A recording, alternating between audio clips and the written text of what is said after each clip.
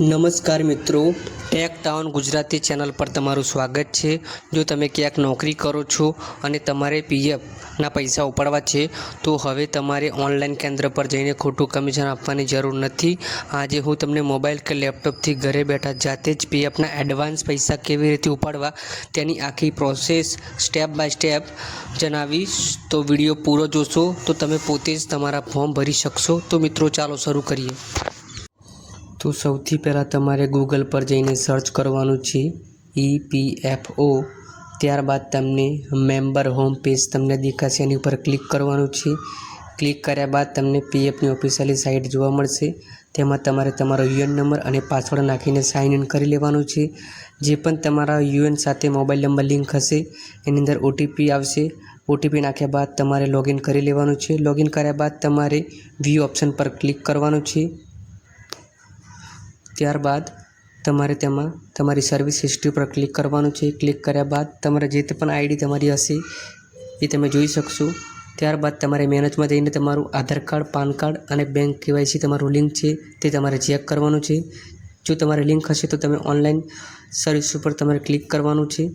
Click કર્યા બાદ તમારે એમાં તમારો જે પણ અકાઉન્ટ નંબર લિંક છે તે તમારે અહીંયા ટાઈપ કરવાનો છે। તો અકાઉન્ટ નંબર ટાઈપ કર્યા બાદ તમારે અહીંયા વેરીફાઈ ઉપર ક્લિક કરવાનું છે। જેવું તમે વેરીફાઈ પર ક્લિક કરશો એવું તમને એક પોપઅપ શો થશે, એમાં તમારે યસ કરી દેવાનું છે। ઓનલાઈન ક્લેમ ઉપર તમારે ક્લિક કરવાનું છે। ક્લિક કર્યા બાદ તમને એક નવું પેજ જોવા મળશે। તેમાં આઈ વોન્ટ ટુ અપ્લાયમાં તમારે પીએફ એડવાન્સ ફોર્મ 31 પર ક્લિક કરવાનું છે। સિલેક્ટ સર્વિસીસમાં તમારે તમારી આઈડી નાખી દેવાની છે, જે તે પણ કંપનીમાં તમે કામ કરતા હોય તે। ત્યારબાદ તમને અહીંયા પર્પસમાં તમને અલગ અલગ તમને ફોર્મ જોવા મળશે। તેમાં મેં ઇનલેસનો ઓપ્શન ચૂઝ કરેલો છે, તમે તમારી રીતે અલગ ઓપ્શન ચૂઝ કરી શકો છો। ત્યારબાદ તમારે અહીંયા અમાઉન્ટ તમારે જે નાખવાની છે તે અમાઉન્ટ તમે નાખી શકો છો। અહીંયા મેં મારી રીતે અમાઉન્ટ નાખી છે। ત્યારબાદ એડ્રેસ નાખવાનું છે। આધાર કાર્ડમાં જે પણ તમારું એડ્રેસ છે તે રીતનું તમારે એડ્રેસ અહીંયા નાખવાનું છે। એડ્રેસ એન્ટર કર્યા બાદ તમારે અહીંયા સિલેક્ટ સ્ટેટ ઉપર તમારે જઈને તમારો સ્ટેટ સિલેક્ટ કરી લેવાનું છે। તો અહીંયા હું ગુજરાત સિલેક્ટ કરું છું।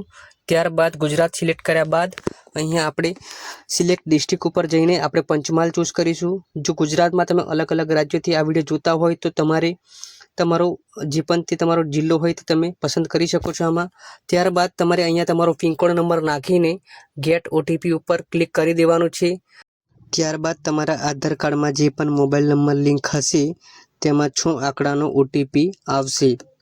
તે ઓટીપી તમારે અહીંયા એન્ટર કરી દેવાનો છે।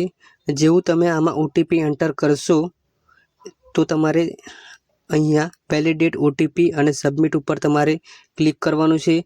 જેવું તમે ક્લિક કરશો એવું તમારું ફોર્મ સક્સેસફુલી સબમિટ થઈ જશે। ત્યારબાદ તમે આની ક્લિક ઉપર તમે ક્લિક કરશો એટલે તમે પીડીએફની ફાઇલ તમે ડાઉનલોડ કરી શકશો। બસ મિત્રો જુઓ, આપનું ફોર્મ ઓનલાઈન સક્સેસફુલી સબમિટ થઈ ગયું છે। હવે 3 થી 7 દિવસની અંદર આ પૈસા સીધા તમારા બેંક ખાતામાં આવી જશે। જો તમને આ માહિતી ઉપયોગી લાગી હોય અને આવી જ રીતે ઘરે બેઠા બીજા કામ ડિજિટલ રીતે શીખવા માગતા હોય તો આપની ચેનલ ટેક ટાઉન ગુજરાતીને અત્યારે જ સબસ્ક્રાઈબ કરી લો। વિડીયો જોવા બદલ ખૂબ ખૂબ આભાર।